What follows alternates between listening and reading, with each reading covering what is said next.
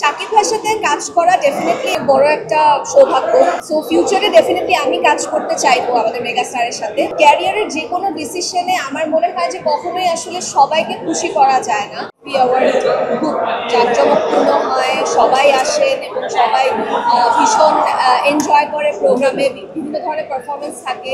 So এবার এসে খুবই ভালো লাগছে, আমি পারফর্মও করছি, নমিনেশনও আছে, সব কিছু নিয়ে খুবই ভালো লাগছে। আমি আমার কলিগদের সাথে যখনই একটা দেখা হওয়ার সুযোগ হয়, কাজের মাঝখানে সবারই ব্যস্ততা থাকে, সবার সাথে দেখা হয়, আড্ডা হয়, এই ব্যাপারটা আমি খুবই এনজয় করি।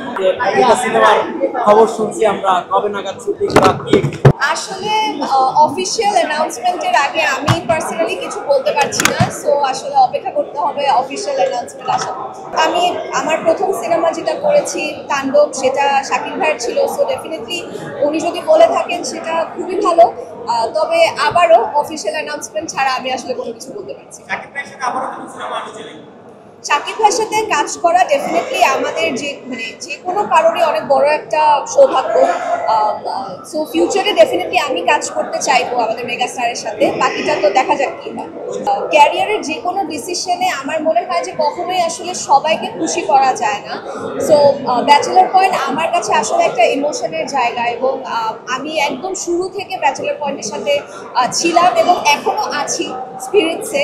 যদি কখনো যুক্ত হতে পারি, সেটা আমি চাইবো যে অমি ভাইয়া এবং ব্যাচেলর পয়েন্টের যে টিম আছে সবাই যেন অনেক বড় করে সেলিব্রেশন করে আপনাদের সবাইকে ইনভাইট করে সেটার অ্যানাউন্সমেন্ট দেয়। কারণ আমাদের শুটিংয়ে আসলে অনেক আড্ডা হতো এবং সবাই মিলে খুবই ফ্রেন্ডলিভাবে শুটিংটা করতাম। শুটিংয়ের অ্যাটমসফিয়ারটা গতানুগতিক অন্যান্য শুটিংয়ের থেকে একদমই আলাদা। সো ডেফিনেটলি আমি খুবই মিস করি সেটা।